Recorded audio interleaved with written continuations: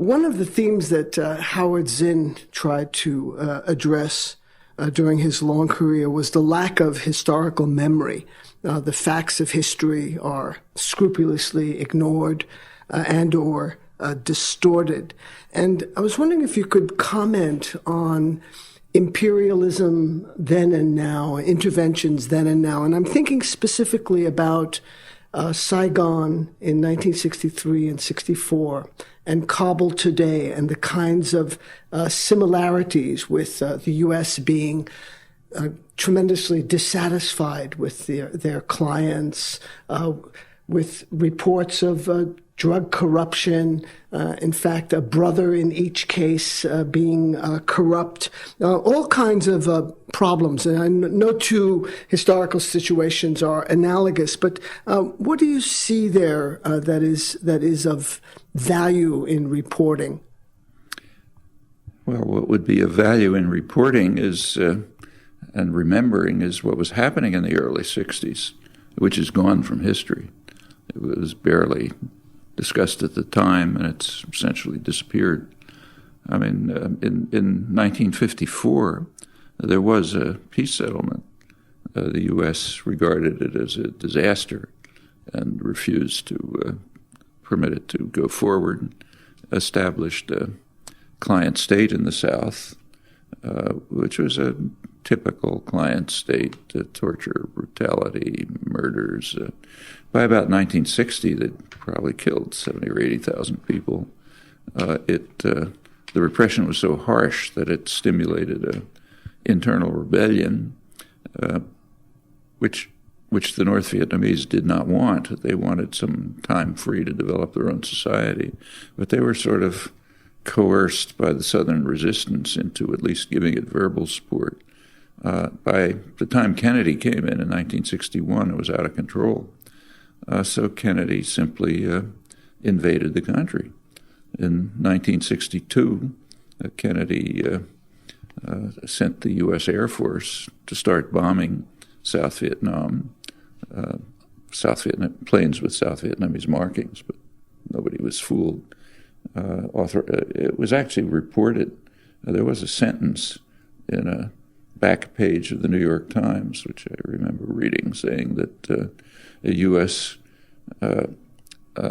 Planes and pilots are carrying out a third of the bombing missions in South Vietnam with South Vietnamese markings. Kennedy authorized napalm. He authorized chemical warfare to destroy ground cover and crops. Started processes of driving the rural population into what were called strategic hamlets, that essentially concentration camps, where they were surrounded by barbed wire to protect them from the guerrillas, which the U.S. government knew perfectly well they were supporting. That's the beginning of a process which ultimately drove millions of people out of the countryside while destroying the countryside. They also began the operations against North Vietnam on a small scale. That was 1962. Nothing noticed. In 1963, the Kennedy administration got wind of the fact that the government they had installed, the Diem government, was trying to arrange negotiations with the North. That was Diem's terrible brother, who they hated. He's awful, and his wife was awful. They were trying to negotiate some kind of a peace settlement. So the Kennedy liberals determined that they had to be thrown out. And they organized a coup, in fact, in which the two brothers were killed, and put in their own guy. Escalated the war. Then came the Kennedy assassination. Contrary to a lot of mythology, to the very last minute, Kennedy was one of the hawks in the administration. He did agree to the proposals for withdrawal because he knew the war was very unpopular here, but always with a condition: withdrawal after victory. Once we get victory, then we can withdraw and let the client regime go.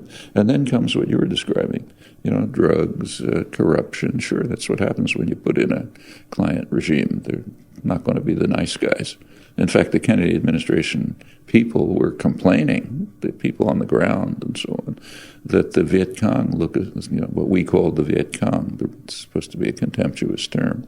The National Liberation Front. He said they're 10 feet tall. We can't believe they're the same species as the people we're supporting. That's what liberation. The Vietnamese happen to be unusual, but even so, that's what liberation forces are like. So yes, that is what happened. That's what typically happens with a client state. Actually, when you talk about American imperialism, you have to be, it's an interesting term. I mean, the country was founded as an empire. George Washington called it an infant empire. Thomas Jefferson, the most libertarian of the founding fathers, for him it was the colonies were to be the nest from which the entire hemisphere would be peopled, eliminating black and red, getting rid of the native population somehow, drive them off to the west, get rid of the blacks once we're done. We don't need slavery anymore. We'll send them back to Africa, and get rid of the Latins. So conquer the rest of the hemisphere because they're an inferior race. We're the superior race of Anglo-Saxons. It's only to the benefit of everyone if we people the entire hemisphere. Now, that's not called imperialism, but that's because of what some historians of imperialism call the saltwater fallacy. It's only imperialism if you cross salt water. So, for example, if the Mississippi had been as wide as the Irish Sea, let's say, okay, then would have been imperialism. But it was understood to be imperialism right away. And it is. It's the worst kind. Settler colonialism, which is what it was, is by far the worst kind of imperialism because it gets rid of the native population. Other kinds exploit them, but this eliminates them, exterminates them, to use the words of the founding fathers.